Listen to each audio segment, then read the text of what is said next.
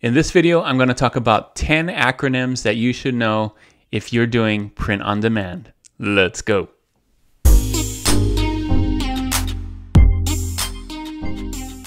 Thanks for joining me on this video. My name is Juna with Detour Shirts, the channel all about helping you design and sell t-shirts online. If that's something you like to do, don't forget to hit that subscribe button. So in this video, I thought it'd be fun to look at 10 acronyms that are used in print on demand. So these are acronyms that are thrown around all the time on print on demand. If you're a beginner to print on demand, you may have seen these and wonder what they are. Or if you've been on print on demand for a little while and you've used these, you may not know what they actually mean. So I'm going to go through these 10. Some of them are design related and some of them are just print on demand related. You may not have heard of these unless you're doing print on demand. So you're going to want to stay to the end to see all 10 and learn what all 10 of these mean, as well as another edition of trend credits. So let's get started. So acronym number 1 is a twofer. It's RGB and CMYK. I thought I'd just put both of them in there because they're related. RGB stands for red, green, blue, and CMYK stands for cyan, magenta, yellow, black. And no one really calls it that. They always say RGB and CMYK. So that's what those letters stand for. And the K is black. I know K starts with B, but we already have B for blue here, so they needed a different letter for K right here. So CMYK, both RGB and CMYK are modes for mixing color in graphic design, and you kind of have to learn what each of these mean. This is a graphic design acronym, not just a print-on-demand acronym. So here's kind of basic what it is. So I'm not going to go through. You can probably have a video of CMYK and RGB that would last 25 minutes or more, but basically this is it. So you can see for print, we use CMYK because they're mixing colors. They call it subtractive colors, but this is kind of what everybody's used to. If you mix these two colors together, you get this color, right? So just like we learned in the primary colors, kind of mixing colors when we're young, blue and yellow make green. That's kind of how this works. So it's for printing. And RGB is screen colors. So whatever you see on your monitor, on your phone, those kinds of things, they're using the RGB set right here. So hex color codes are just a version of this, of RGB, because it's for light or additive colors, so not for print. So the reason why I always say, if you've seen my videos, to use CMYK instead of RGB is because at the end of the day, they're printing your t-shirts, printing your products, so that it's going to turn out to be CMYK. Some print-on-demand shops say to use RGB, but this is what happens if you use some of the RGBs. CMYK is almost kind of a subset of RGB. So you can see here, this section is CMYK colors. These are RGB colors. So what could happen is you could use a RGB color that's way out here, and then when it prints, CMYK doesn't know what to do with it, and it's going to print something different. So I suggest to use a CMYK file, which will have you use these colors right here, and those are going to be safe for printing. And when you do turn it into a digital file or RGB file, it's still going to use these same colors, and you'll be safe. Okay, so that's the difference between RGB and CMYK, and that's what the acronym stands for: red, green, blue, cyan, magenta, yellow, and black. So the next acronym that you should know if you're in print on demand is DPI, or dots per inch. And DPI is the printing resolution, not the size. So the higher the number, the higher the resolution. So usually 300 DPI is high enough for printing, and I'll show you what that means. So these are the dots. So you can see 10 DPI. It looks really pixelated is what people say, but we're not using pixels in this case. It is just dots for printing. Pixels are for monitors. Dots are for printing, right? So when it prints out, it doesn't print out a pixel. Pixel is a form of digital artwork. So people get these confused: DPI, PPI. One's dot per inch for printers, PPI, pixels per inch for monitors, what you see on the monitor. So it looks pixelated, but it just has less dots, right? The dots are bigger. Here, the dots are smaller, so you can hardly see them. And here in 300 DPI, it looks like it's really smooth, but that's because the dots are really small and you can hardly see the jagged edges, right? So that's the difference. And this is something you really had to worry about before, but if you're exporting in PNG in something like Affinity Designer, you can see there's not even a way to pick DPI on here. And that's because, first of all, PNG is more about PPI because it's a digital file, but you're not seeing PPI here either. It just does it automatically for you now. So don't even worry about it, but this is something that you should know what it means when someone's talking about 300 DPI. They just want a high resolution thing, which most applications will do automatically. But if it doesn't, make sure to do something higher, like a 300 DPI or PPI in some cases. So that's what DPI means, dots per inch, and it's something you should know when you're doing print on demand or any graphic design. So that one was a good segue for our next acronym, which is PNG. So PNG stands for Portable Network Graphics. Nobody calls it that. Everyone says PNG, and I don't think you even need to know that it means that. But PNG is a file format that when we use it for saving our files. Most print-on-demand companies ask for a PNG file, and really the main reason we do that is because PNG files supports transparency, which means no background. So if you did a JPEG file, you'll see like a white background on there, but PNG files are files that can do it without a background. So you'll see here this is a screenshot from Affinity Designer. You'll see all these different file formats right here. Just use PNG, which is this first one.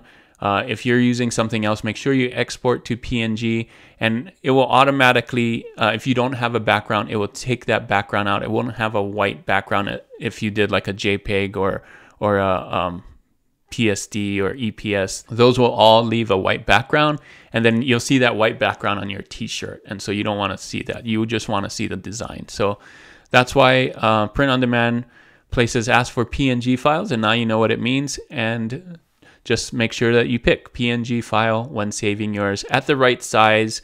This is a Merch by Amazon size, but just check what size your print-on-demand company is asking for and change the size here for pixels by pixels, and you'll be good, and just export. So that's PNG, and that's something you should know if you're doing print-on-demand. Another big acronym that you should know about if you're thinking about doing print-on-demand, or if you're doing print-on-demand right now, is USPTO. And that stands for United States Patent and Trademark Office. So this is the place you go to check trademarks. You can go to www.uspto.gov to check your trademarks, filled in the US. So this is US only. If you're doing t-shirts for other countries, you're gonna have to find where they do those. Merch by Amazon has a big list of that, and you can find it on the internet. But this site will tell you if there are any trademarks live and cannot be used for t-shirts. So just go to their site. It'll look something like this, and you'll click on this, how to use trademarks, and then you'll find out. It'll kind of walk you through, and this is where you check if something's trademarked. And the reason why you don't want to do something that's trademarked, especially on Amazon, Merch by Amazon, is because Amazon will automatically take your design down, and you will not be able to sell it. And if you do too many trademark or copyright things, most print-on-demand companies will take your shop down, and you won't be able to sell on there. So that's going to be counterproductive for you if you keep doing things that the print-on-demand companies don't want you to do. If you're doing copyright stuff, trademark stuff, you won't be able to sell online. So just check all your phrases on USPTO. Even if you think, oh, I came up with this phrase, it shouldn't be trademarked. It could be somebody else could have thought of that idea before you and put a trademark on it, and then you won't be able to do it. So be very careful. Use USPTO to check your trademarks. So that goes right along with our next acronym, which is TOS. Most people call it Terms of Service, but you may heard of it as TOS in the print-on-demand community. And that's really on every print-on-demand site. They'll have their own rules, what you can and can't upload. And one of the big ones is no copyright designs. That's an example of Terms of Service. So you'll read on there, every print-on-demand site will let you know what kinds of things you can and can't do. Merch by Amazon probably has the longest list of Terms of Service, and they're probably the stickiest, with good reason, because they're Amazon and they don't want anybody shutting down Amazon. So they're pretty strict on what can go up and on their site. So read through every print-on-demand site's Terms of Service to know what you can and cannot upload, and you'll be safe. So just follow their rules. TOS is an acronym you should know and watch out for if you're doing print on demand. So speaking of Amazon, their print on demand service is called Merch by Amazon, and you might have heard of it being called MBA for short. So if you're in the print on demand business and you hear MBA, most of the time they're talking about Merch by Amazon, and that's Amazon's print-on-demand service. This is where you can sell products on Amazon and use their platform. And so when you go to merchbyamazon.com, you'll see this. It's merch.amazon.com. And you'll see right here, it kind of explains what it is, and you'll have to actually join and sign up. So unlike most print-on-demand services, Merch by Amazon is kind of picky on who gets on, and really I think it's the luck of the draw, but you'll have to join the community or ask for an invitation. So that's what this sign up button, when you click on that sign up button, it'll have a form and ask for your name and other stuff. One thing that people say to put on there, and I don't know if it helps, but it definitely doesn't hurt, if you have examples of where you sold other products, they want to see your artwork and things like that. I think that really helps. So go ahead, sign up for Merch by Amazon if you're not on there already. It is my favorite print-on-demand site by far on the internet today. So Merch by Amazon, you might have seen it called MBA if you're looking around print-on-demand stuff. That's what it stands for. So MBA is a good transition for this next acronym, which is BSR. BSR, it stands for Best Seller Rank. And this is something you need to know if you're selling on Amazon with MBA or any other Amazon product. It's the number that Amazon gives every product that has sold on their site. So the lower the number, the better the sales. So you may have seen stuff like this. If you scroll down on a product, you'll see the ASIN, which is another good acronym, but we're not going to cover that. But it's Amazon bestseller rank right here. And you can see this one has a bestseller rank of 536,000 and some odd number here, 389. If you see one with a bestseller rank of lower than that, then it's selling more than this one. If you're seeing one that has a higher number than that, then it's selling less than this product. And they do BSRs for like special groups too. So you can see right here, it has another bestseller rank, 4280 in men's novelty. So this is a hoodie and it has a lower number in the hoodies and so on. So BSR, this really can help you know what t-shirts are selling and which ones aren't. So here's a list of t-shirts. I'm using Chrome plugin to see the BSRs right up here, so you can see right away which one's selling more than the other one. This one, not by much, but this one is, because it has a BSR that's lower than all these other ones, right? So this is good to find trends or figure out what people are looking for on Amazon. So BSR, bestseller rank, is a good acronym to know about when you're doing print on demand, especially if you're doing it with Amazon. So there's another Amazon acronym that you might have heard around print on demand, and that is KDP. And KDP stands for Kindle Direct Publishing. And basically it's the print on demand for books on Amazon. So much like Merch by Amazon, which it does other products, mostly clothes and pillows and things like that, this is more about books, printed books. So you can go to KDP or Kindle Direct Publishing website and you'll see something like this and you can sign up. So I believe everyone can get onto Kindle Direct Publishing. It's not invitation only. I believe everyone can get on it. So I believe there's less people doing KDP than are doing MBA. So the competition's a lot less here. And you can do things, you don't actually have to write a full book. You can do things like coloring books and low content books, journals, things like that. There's a whole community. If you want to get into this and you don't want to do t-shirts or pillows or phone cases, things like that on Amazon, think about doing low content books on Amazon. If you love doing art, this is a great way for people who love drawing, could do a how to draw book or a coloring book or a Sudoku book. There's so many ways that you can do this, journals and things alike. Take a look at, do some research on YouTube for KDP and you'll find a great community on this. So KDP, Kindle Direct Publishing, that is the print on demand for books on Amazon. So if you've been around the print-on-demand industry and have heard people talk about MBA and KDP, you probably heard this acronym as well, and that is AMS. And what that stands for is Amazon Marketing Services. So basically it's this, and I boiled it down to Amazon Advertising, right? And that's what it's called now. I don't think it's actually called AMS right now. It used to be called that, and so people still call it AMS. And if you Google it, you'll see Amazon Marketing Services. But I think they changed their name to Amazon Advertising. So basically, if you're doing anything on Amazon, MBA, KDP, even FBA, Fulfillment by Amazon, You can put an ad on Amazon, and these are kind of showing you the different places where you can put your ads. You can put it right in the listing right here at the top, or on the big side right here. And these are different campaign types that you can select when doing AMS or Amazon advertising. This is another reason why I suggest Merch by Amazon, is because not only can you sell on Amazon, which is one of the biggest marketplaces in the world, if not the biggest, but you can also advertise on that site and bring even more traffic there. So AMS, Amazon Marketing Service. So for my last acronym, I'm going to talk about ACOS or ACOS, or Advertising Cost of Sales. So most people say ACOS, ACOS. I haven't heard ACOS very often, but they kind of read it like that. But that's what it stands for, Advertising Cost of Sale. Basically, the percentage of your sales that you spend on advertising. So this is calculated by dividing your spend by your sales attributed to your ad. So take a look at this. You'll see this ACOS or ACOS right here when you're doing Amazon advertising, and you kind of want this to be low. The lower, the better. You can see the average is 30%, but you want to be lower than that because you have to take into account Amazon is taking some money when you're selling something. So you want somewhere between 15 and 20%.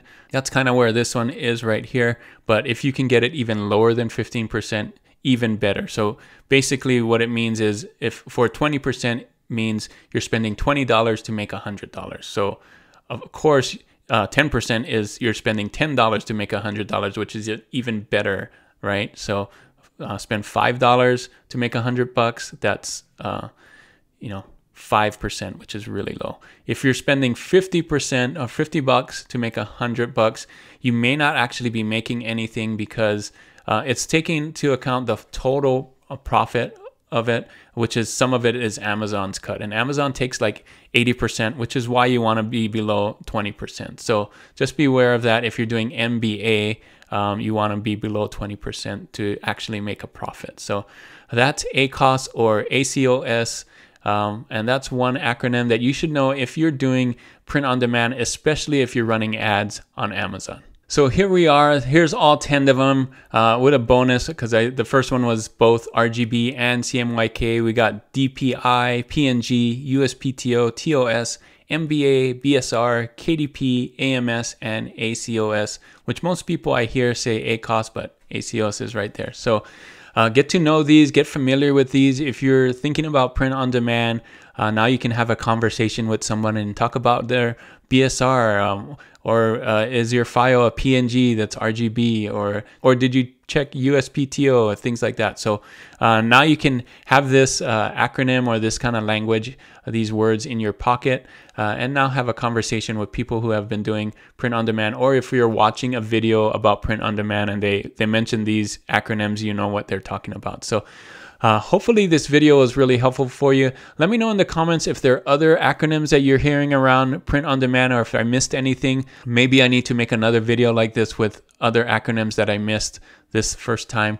Hopefully this was really helpful for you when you're doing print on demand, and now you can know what people are saying. So thanks so much for staying to the end, and your reward is another edition of Trend Credits. Thanks for staying to the end for this trend. Here is your trend: tattoos, pretty eyes, thick thighs. You can see right here, there's a bunch of them, very low BSRs, and now you know what BSRs mean. So look at this one. This one has a lower BSR than that one, right? So you can see that means that these are selling. There's different ways to do this. You can see some of them say F-bomb mom with tattoos, pretty eyes. Some of them just say tattoos, pretty eyes, thick thighs. So different ways you can do that. Basically, this is doing really well because it's for Mother's Day. So these are describing mothers that have these qualities, and people are buying these as gifts for Mother's Day. Let's check Merch Informer. It's getting an A, so you know it's good. If you don't have Merch Informer, I have a link in the description for Merch Informer where you can find out these kinds of things with the competition checker, and it gives you like examples here. So this is another tattoo one. Doesn't necessarily say pretty eyes and thick thighs, but you can see these are making sales right here, and you can look at this as well to see that they're making sales to BSRs. So think of your way to do it. Don't copy these. Think of ways that you can make yours different and stand out than this. And you may also want to think of different things that describe moms. So this is one way to describe a mom, a certain type of mom. There may be moms that love baking. There may be moms that like dogs. So think of different ways that you can do that for designing t-shirts for mom as we get closer to Mother's Day. It's getting really close, so make sure you have those designs out there. So that is your trend today: tattoos, pretty eyes, and thick thighs. So thanks so much for watching this video. If this video gave you some value, make sure to give it a thumbs up. And if you're not subscribed already, hit that subscribe button. Make sure to be subscribed to see all my videos that are coming up. And if you want to see more helpful videos for print on demand, click on these right here. And as always, keep creating and keep learning. I'll see you on the next one. Bye.